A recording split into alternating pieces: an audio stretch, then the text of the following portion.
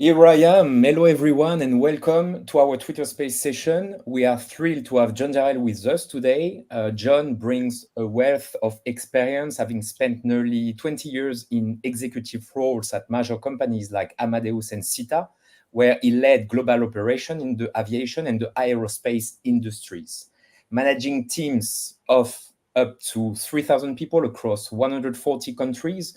John has been a key voice in the industry with his insight featured in publications like the Wall Street Journal. Now, following his passion for aviation, John serves as a Challenger 300-350 captain at FlexJet. In addition to his flying duties, John is also a senior advisor for Kepler Digital, where he is helping to integrate blockchain technology into aviation. Today, we will be diving into John's extensive career journey, his thoughts on how blockchain can address some of the critical issues in the aviation, and his role at Kepler Digital. A big thank you to everyone for joining, especially the crypto Twitter community, YouTube, the Kepler community, and the Galileo community. Your support and interest in this discussion are what make them so valuable. So to kick things off, John, can you start by telling us a bit about your background and career journey? It's always fascinating to hear how industry leaders like yourself have been navigated their path. Sure, Pierre, and thanks for the introduction. I think if I talk about my background and career journey, I have to start with, maybe my early childhood. I grew up in a small town in the state of Ohio here in the U.S., and it was not too far from the Wright-Patterson Air Force Base, where a lot of new technologies are developed and demonstrated. And so as a small child in the 1960s, I'd be out in my backyard and we'd get a sonic boom because some new aircraft was being tested. I think that kind of drove a interest, at least, and ultimately a passion for aviation in me. I learned to fly when I was 15 years old. I started, got my license on my 17th birthday, and went to university and studied aerospace engineering. Spent some time in the military as a pilot. And when I got out, I initially was not in aviation, but one of my early jobs was for a company called EDS. It was started by a gentleman named Ross Perot, and it was in the information technology industry. My initial job, though, had nothing to do with aviation, but one of the business units inside of EDS was related and totally dedicated to the aviation industry, mostly airlines. And after about 3 or 4 years in the company, I had managed to work my way into that unit. I was the director of strategy and tried to help them determine what markets to get into. And one of the things that was happening, this was by then the 1990s, was the airport industry globally was changing. It wasn't necessarily becoming a non-governmental entity, but it was becoming one that was needing to function more like commercial business, even if it was owned by government. Taxpayers were tired of funding airports and wanted them to be more self-sustaining, so they had to be more commercial. Mm-hmm. And I saw that as an opportunity for EDS. I developed the business cases for EDS to get into that space. They got approved, and my initial job once we decided to get into it was I was the global director of sales for the airport industry. Okay. Did that for a while and started to get more of a reputation in the industry. And then the leader in the airport technology space, information technology space at the time, a company by the name of SITA out of Geneva, Switzerland, came to me, said, look, we're looking for somebody that can take us from kind of a one product operation in our airport space to be a much more comprehensive business. Mm-hmm. They hired me to do that. I spent about 10 years at SITA, grew that business fivefold while I was there. And it was clearly the largest in the business when I left there in in the 2008 timeframe. After that, I spent some time in the air traffic management space. I led a division of a company that did air traffic management, things like ADS-B for aviation and other safety-related air traffic management-related items.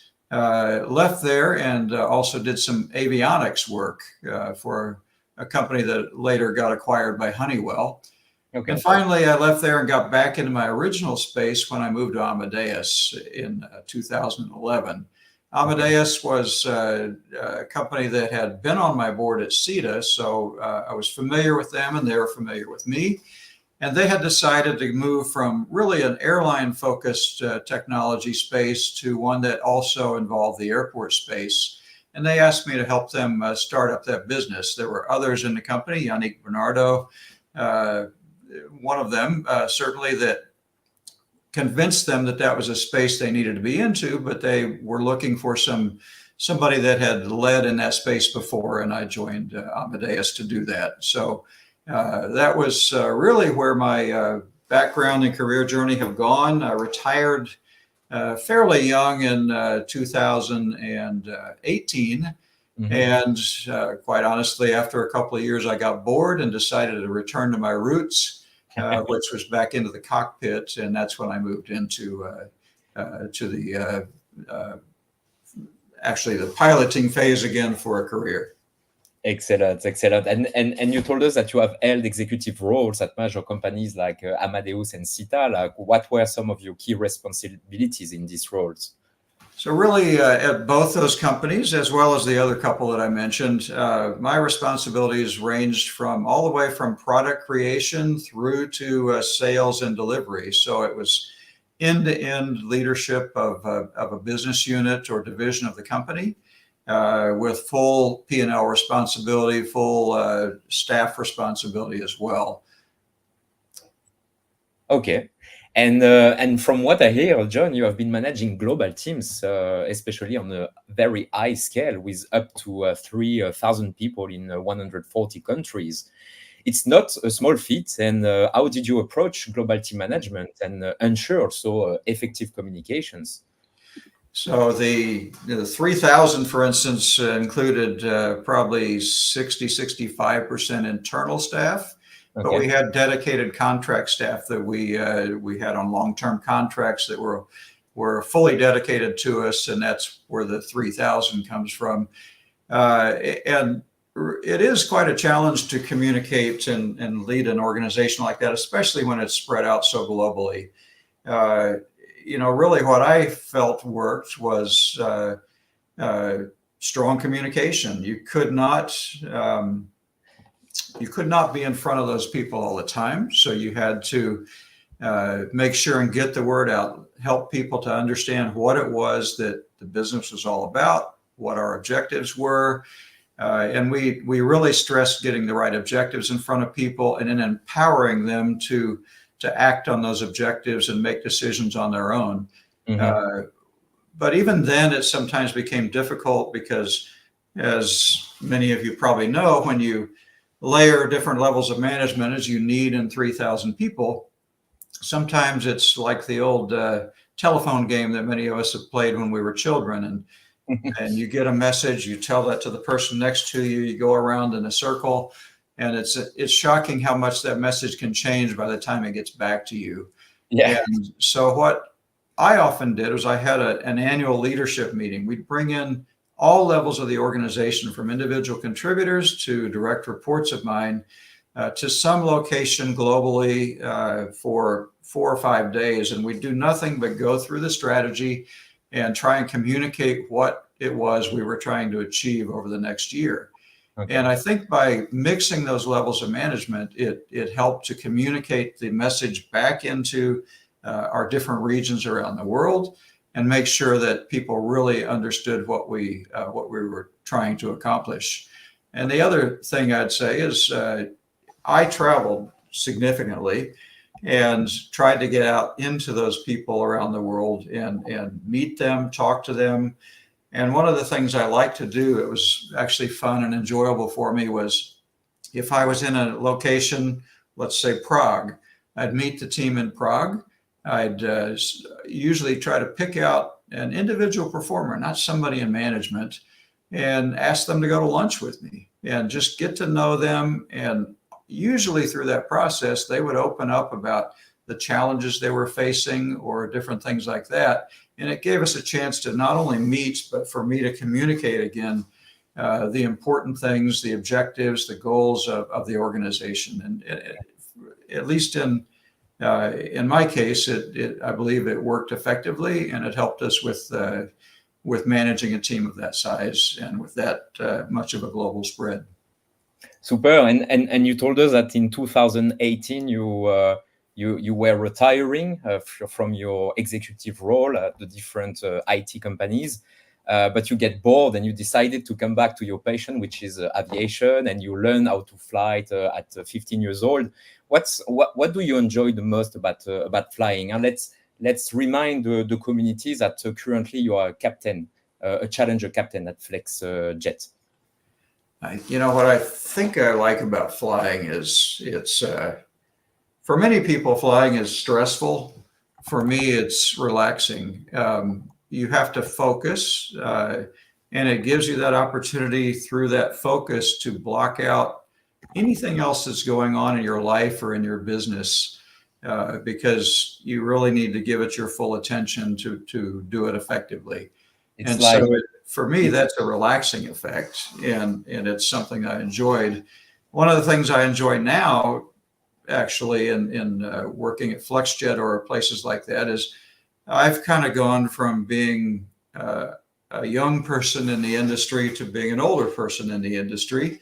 Mm-hmm. And even at my time at Amadeus, for example, one of the things that I enjoyed was kind of mentoring the next generation and helping them to grow and not be so focused on my own career, but rather helping those people to advance in their career. Right. And I can do the same thing when I fly now. It's not a matter of me trying to be the chief pilot, for example. It's not something I care to do, but I do enjoy flying with younger people that maybe have a bit less experience, and I can learn from them. There's a lot of things I learn from them, and hopefully there's things that they can learn from me as well. And that's part of the enjoyment of the job. Excellent. So happy, John, to discover a little bit more about your experience. Now I would like to move into the second part of this EMA space, and especially how the blockchain technology can resolve some issues into the aviation industry. And especially how the blockchain technology can elevate the aviation, the green aviation industry, but also we are talking about the eVTOL, which is the next industry that is coming to our plate.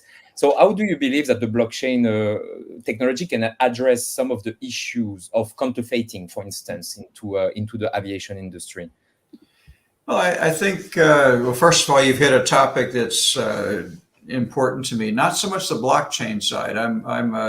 I don't claim to be an expert on the technology. I am familiar with it. I have worked with it in my time at Amadeus as well.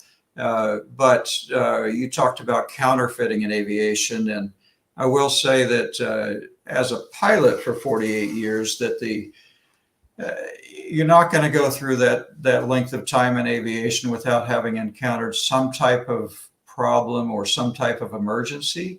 Mm-hmm. And every serious emergency that I have ever been involved in aviation was maintenance related. It's not that we didn't have good maintenance, but maintenance is human in nature.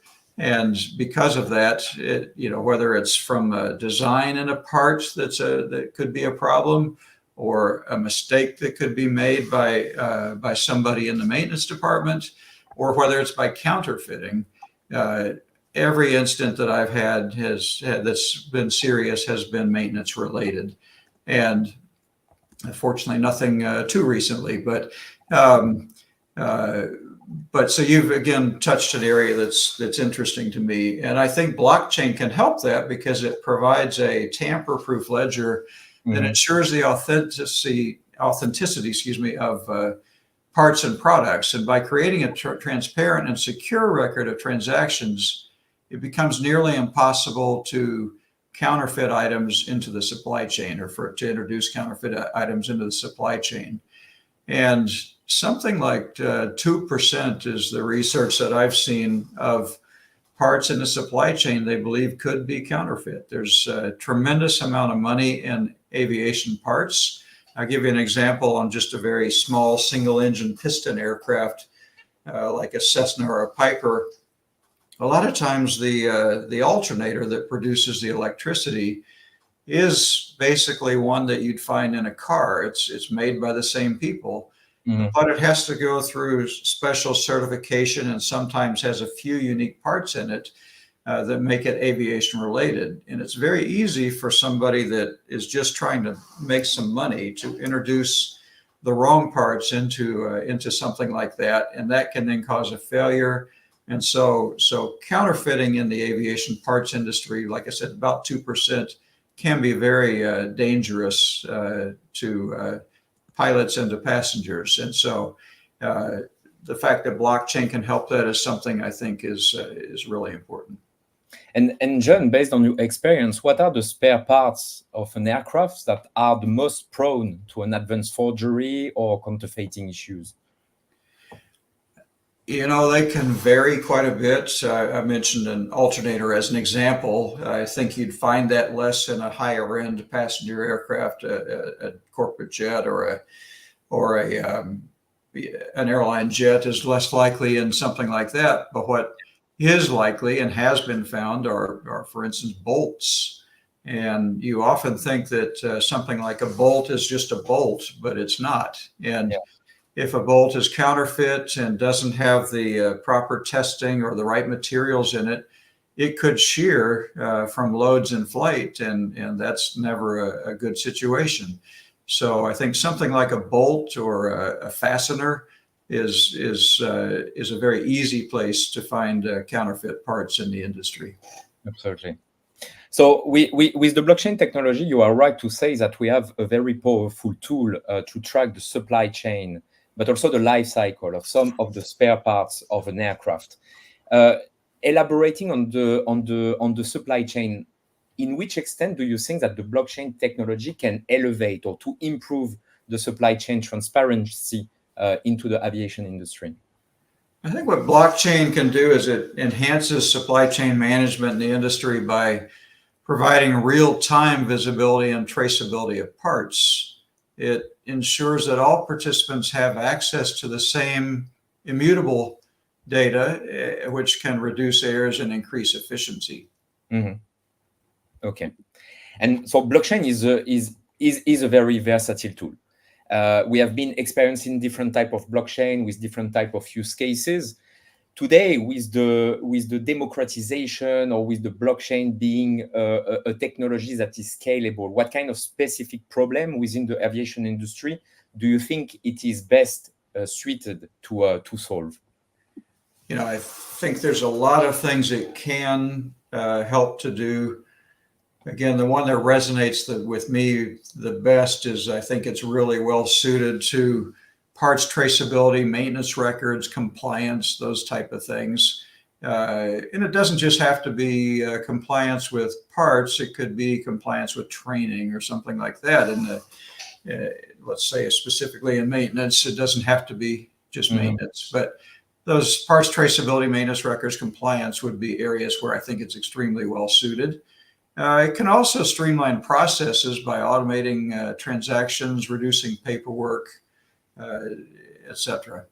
Okay, and I can imagine, John, you have been telling us that while you are piloting an aircraft, you are entering into a relaxed, a meditation state in which you will be focused 100% on the journey. I can imagine and anticipate that safety is a top priority. For you. Like, and regarding the blockchain use cases development, like how do you see blockchain impacting safety into the aviation industry in the next 10 years? First of all, I think safety is the number one thing that aviation has to provide. It's when you compromise safety and you potentially have an accident, you compromise everything else about your business. So an accident is almost unrecoverable to a business.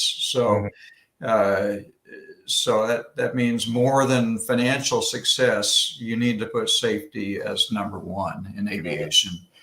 And I think blockchain can improve safety by ensuring, for instance, that all aircraft parts are authentic and properly maintained. As I mentioned before, in my career not just career, but my lifetime as a pilot, safety and maintenance, proper maintenance has been really key. And I want to be 100% sure before takeoff that if there's anything I can find to ensure the safety or do to ensure the safety of that flight, it needs to be done prior to takeoff. Makes sense. And so some of that is not related to pilot action. It's related to the maintenance or the operational people within an organization, and making sure that their jobs are done right by the properly trained people, et cetera. I will, maybe give a personal story on this as well. That my son is a military pilot. He flies a helicopter, and there is a way that there's a stability system in his aircraft that can be wired backwards accidentally. It's got two connectors on it, and if you get those connectors swapped, the aircraft actually acts exactly opposite of what you'd expect. And he did have that happen one time, and it's behind a screwed on panel. So it's not a pilot checked piece of equipment. And he lifted off into a hover, and the aircraft basically was uncontrollable. He managed to get it back onto the ground without hurting anybody. But that's an example where, again, proper training and proper design of the parts, in this case, it wasn't due to counterfeiting, but more due to training or proper design, it can cause a problem, a safety problem. And, we as pilots need to make sure that that doesn't happen. And we as leaders in the aviation industry need to make sure that our people are properly trained, that the parts are properly certified, et cetera. Counterfeiting prevention, supply chain management, spare part traceability, maintenance record, safety, regulatory compliance, they are critical aspects of the aviation. And in your view, John, how can the blockchain technology can contribute to enhance the regulatory compliance in the industry? Right. I think blockchain can automate compliance checks. It can provide a transparent audit trail. And all that makes it easier for airlines and regulatory bodies to ensure that standards and regulations are consistently met. Wonderful, John. Thank you so much for the blockchain part. And now I propose you to transition into the Kepler Digital, and especially your role as a senior advisor within this new startup located in France and led by Pabeun Ardeau. What motivated you? What motivated you to join Kepler Digital as a senior advisor? I think that obviously the primary motivator was that Yannick is the CEO of that and the founder. And having worked with Yannick for many years at Amadeus, I have very high regard for him. And so when he approached me, it was quite interesting to me. But I think to take that a bit further, I think that the opportunity to, although I hugely enjoy the work I do as a Challenger captain, I also, having spent 30 years or so in IT leadership in the aviation industry, there's a piece of me that kind of missed a little bit of that. And so getting back into it in an advisory role to Kepler Digitals was quite interesting. And then finally, I think what was interesting specifically about Kepler Digitals was their focus on green aviation, on the electric aircraft industry, et cetera. That's an up and coming area that I felt was something that bringing kind of the past side of aviation to could benefit and make sure that it gets off on a sound footing and is a great opportunity for the future. So all of that is really what motivated me to accept the role as a senior advisor at Kepler Digitals. And you told us that you have been working closely with Yannick Bernardo over the years, and it was in Amadeus. Can you explain a little bit your professional relationship with him? Sure. So as I briefly mentioned in the beginning, Amadeus was predominantly focused on the airline and travel agency industries with their business for many, many years. But there were those within Amadeus, and I would say really led by Yannick, that felt that that there was more opportunity for them, and that one of those great opportunities was in the airport technology space. Mm-hmm. And so Yannick was really the key driver, I think, the key voice within Amadeus that helped them to make the decision to get into that industry. And I think he could have been a great leader of that when they founded it, but they were looking for somebody that had really done that before, and so they came to me. But I was going into a position where I was leading a team in a company that I was new in, and that's always very possible, but you go new into a large global company, you don't always know your way around, you don't know who does what, etc. And Yannick was my right hand, and so he helped me get into the company. He helped me know who does what. He was selfless, and I really had very high regard for him, and he was especially instrumental to not only my personal success in Amadeus, but also to the airport technology business within Amadeus being successful.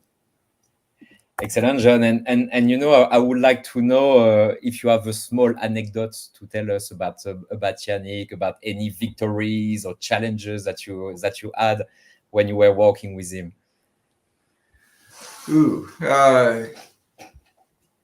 I think probably one that immediately comes to mind was one of the technologies in the airport terminal space that has been around for a long time. I mentioned when I went to SITA, they really had one product in that space. It was quite successful. It was called CUTE. It stands for Common Use Terminal Equipment. And they were the clear leader in that space. And when I went to Amadeus, there was a thought that maybe they should be in that space. Amadeus wasn't totally convinced about that. And we didn't immediately, it wasn't the first product when I got in there that we started to develop, but then we came up with an idea that we felt was workable. And actually, that happened. Yannick and I happened to be in Calgary, Canada at a conference, and we walked around the conference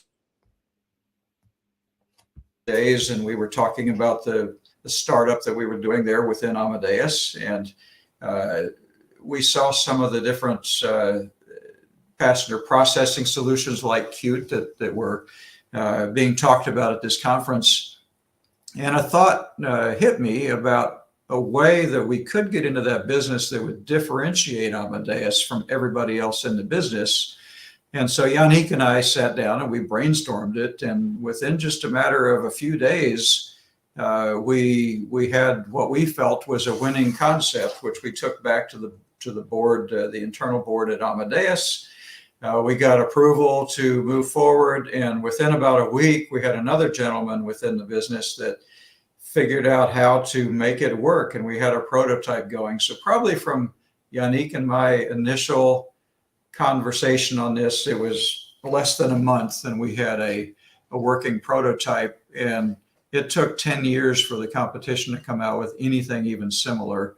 And it gave Amadeus a great launch pad into the industry. I think it's the biggest product they had. And Yannick not only was instrumental in that brainstorming with me to come up with the product, but then when it was time to go out and find an initial launch customer, it was Yannick and his team that found that initial launch customer and convinced them that this made sense. And so, again, it comes back to one of the reasons I have very high regard for Yannick, and I think he's going to do great things with Kepler Digital. And coming back to Kepler Digital, John, like what aspect of Kepler Digital mission and vision resonated most with you when you decided to join the team? I like the green aviation aspect, but the one that resonated the most with me was back to the safety aspect. And I've talked at length now in this discussion of ours about safety in aviation and the importance of that, and the personal importance to me as a pilot of that.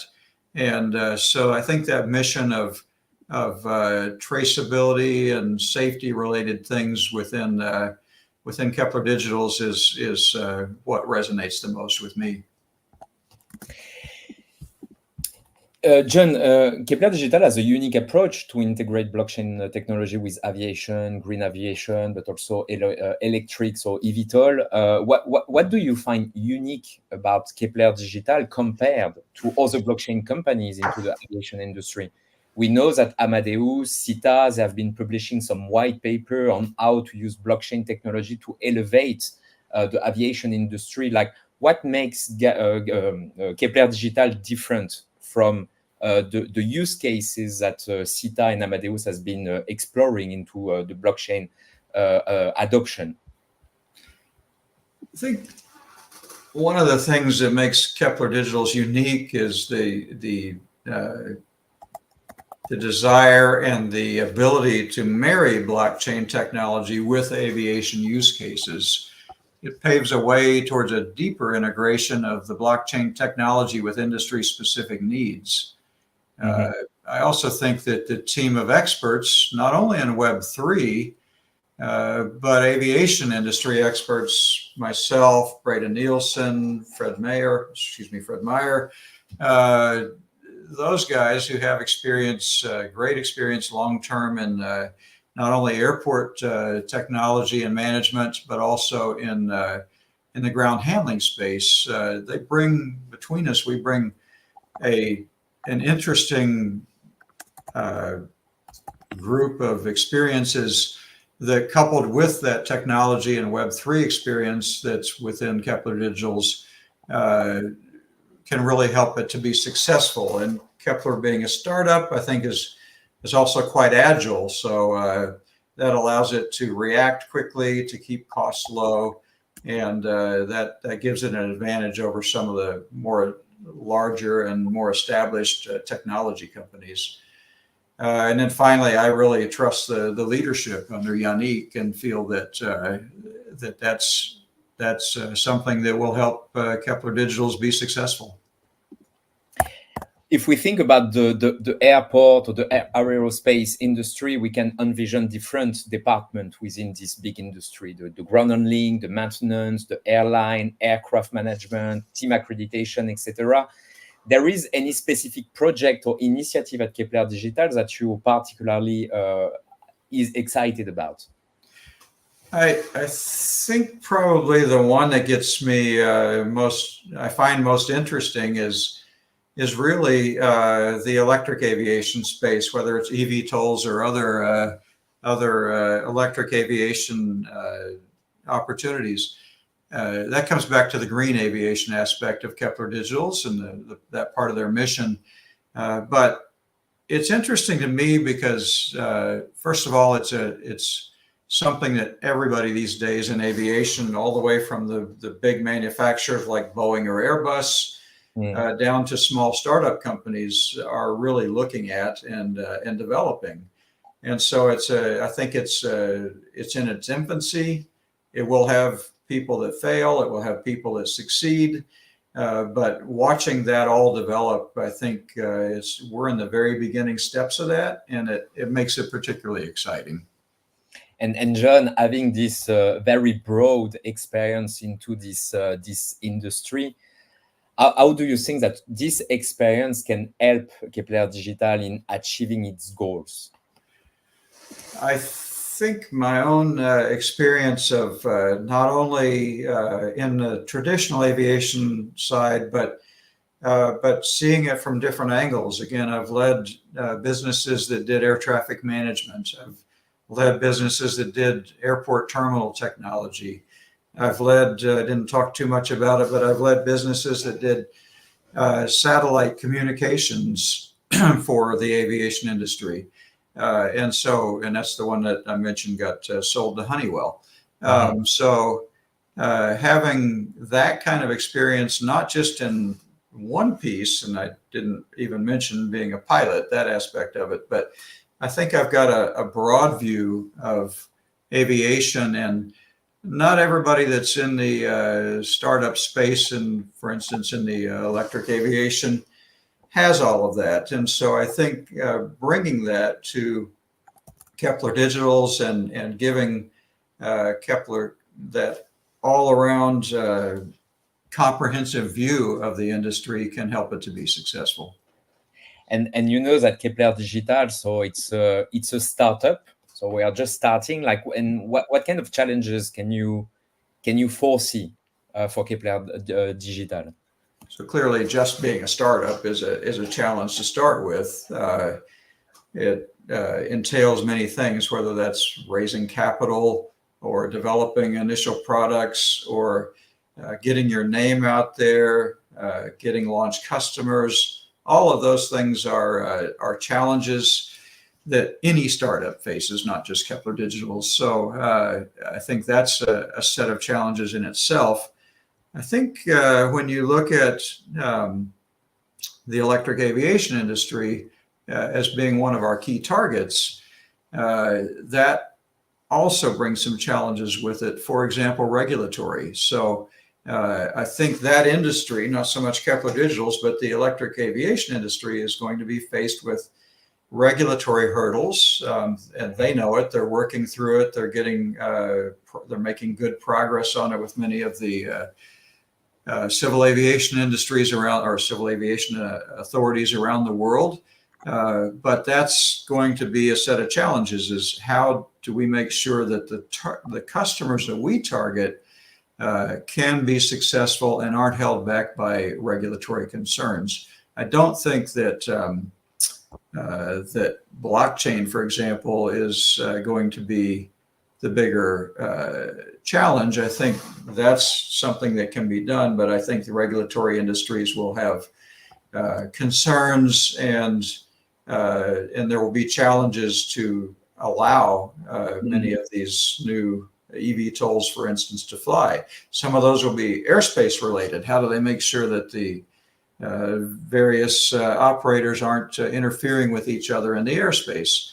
Some of those will be safety related. So there's many different challenges related to that, and they will at least indirectly impact Kepler Digitals. You know, John, if we're taking a look at the different opinions that we can see within this crypto and blockchain community, we have one cluster of people that think that the blockchain technology will replace all the existing technology, and in 20 and 30 years from now, everything, finance, aviation, luxury, etc., will be running on the blockchain exclusively. And there is another approach, which is to say, let's consider the blockchain technology to elevate the already existing solution that is working pretty well for the different industries, such as the aviation. What approach do you think is the most logic for the aviation industry based on your experience and expertise? You know, I think initially, not trying to take on the traditional space is probably the better approach, and that's one reason like getting into electric aviation is good. There are a lot of, you take Amadeus, for example, very well entrenched, very good products, a great company. and to try and go head to head in the space that they are active in is probably not the right strategy, and not just Amadeus, but others like them. So I think getting into some of the newer space and some of the newer product opportunities with the blockchain is a more logical way to do it. If at some point, well down the road, it made sense to then look at some of the more traditional players, then that could be done. But I don't think that's really the way to get started. I think it's more to use Kepler Digital's industry expertise and commitment to innovation to get into some of that newer space. Makes sense. John, we have 20 minutes to go. I saw that some community members have some questions. Are you open to answer some of the questions? Sure. That's always a challenge, and I'm more of an aviation industry guy than a blockchain expert, but hopefully, at least in some of those spaces, I'll be able to give you some opinions. The first question that I have is concerning the ER, VR, the metaverse experience. There is one community member that is asking the question, how do you think that the metaverse could influence the aviation industry, especially in terms of training and simulation for pilots and crews? Yeah, I think one of the things that could be useful there is coming back to certification. So it's very easy for somebody to come back and claim that they've got certain expertise or that they've been through certain training to create false diplomas from their education and stuff. And I think that blockchain could provide an opportunity to make that process, just like counterfeit parts, it could make the certification of training more secure. Yeah. And regarding still about the metaverse experience, is asking how the customer experience could evolve in the aviation with the adoption of technology like this one. I'm not sure I have a good answer for you on that.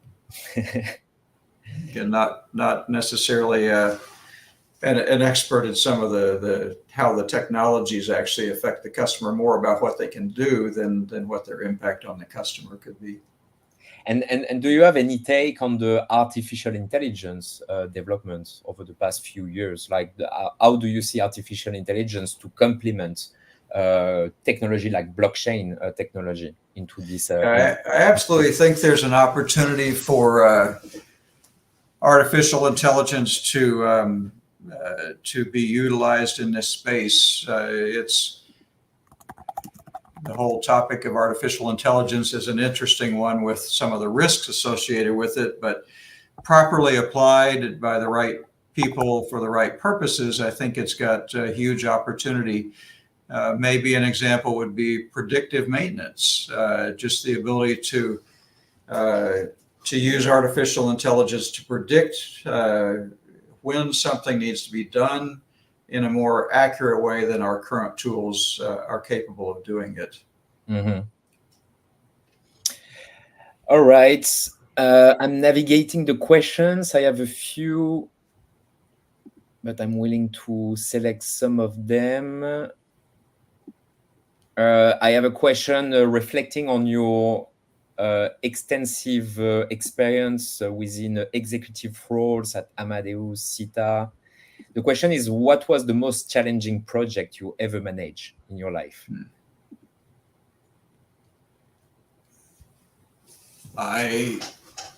There was a Canadian airport, I'm not going to name the Canadian airport, that was particularly challenging in doing basically they were building a new terminal and we were responsible for all of the technology going into that terminal. But the technology itself wasn't the challenge. It was the customer staff at that point in time themselves were not aligned on what they wanted to do. So it was a continuously evolving target of what you were trying to achieve. And the contract that you had with them helped.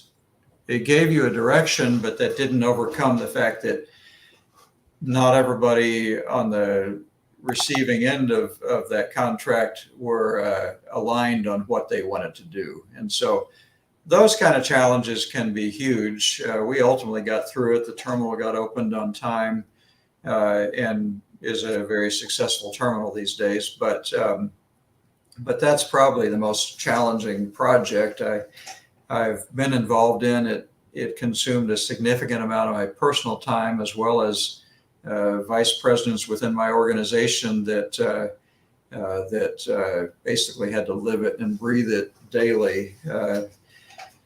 But that was probably the hardest. Probably the most rewarding, I would say, though, was the development of the product. We call it ACUS within Amadeus that I mentioned earlier, that Yannick and I initially brainstormed up in Calgary. Okay. I can see two more questions. There are more fun questions, John. I allow myself to ask you this. It's like, John, if you could fly any aircraft, past or present, for just one day, which one would it be and why? That's also an interesting question. And two come to mind, so maybe I'll not quite answer it directly. One would be, early in my career, I had the pleasure and opportunity to fly the simulator for the space shuttle, the U.S. space shuttle, and that was just doing that and meeting a number of the astronauts and things at the time was a really neat opportunity. So of course that then stimulates wouldn't it be neat if I could fly the space shuttle? So that would have to be one of them. Probably the other one, and I'm jealous of my son for this one, is the F-16. I've just always, when I was an aerospace engineering student, that was a much newer aircraft at the time, and I was involved in some studying of some of the small parts of the technology, actually called the wing strakes, on that aircraft and other aircraft at the time.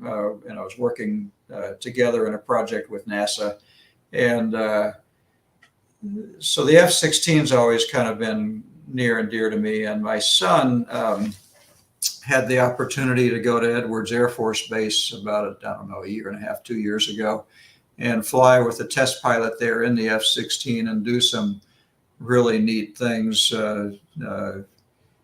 in the aircraft that they're only allowed to do at Edwards. And I'm hugely happy for him that he had that opportunity, but man, I wish I would too. So that would probably be the second one. John, I have a last question for you, and then we will be wrapping up.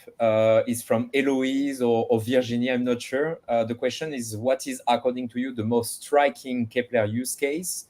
In which geographies and areas do you feel comfortable finding opportunities, say, in the coming 2 years? I don't think that geography is necessarily an issue. It could, Kepler, for instance, I think the use cases might be, again, in the parts traceability or training, perhaps in the eVTOL industry.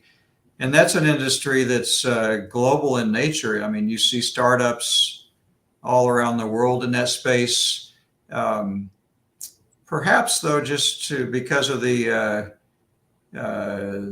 where the center of mass of Kepler Digitals is at, that Europe might be the logical early place to target, but not in isolation. So if we see proper opportunities in North America or other geographic regions, I think we could easily do that. But just again, the center or mass of the organization might mean that Europe is the early opportunity.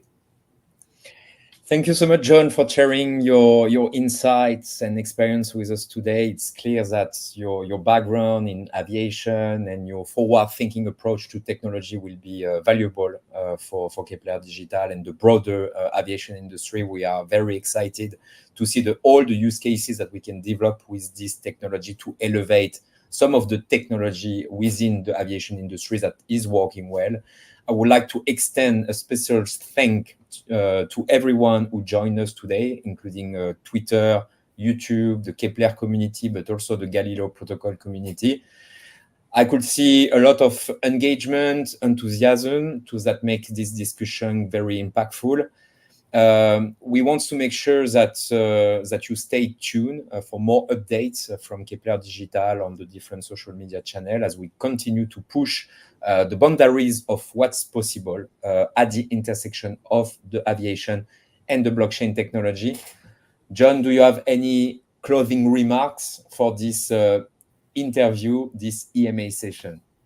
Well, I'd say just keep following the space. I think it's an exciting opportunity, and I appreciate the opportunity to talk to you, Pierre, and everybody that's on the session. So thank you very much.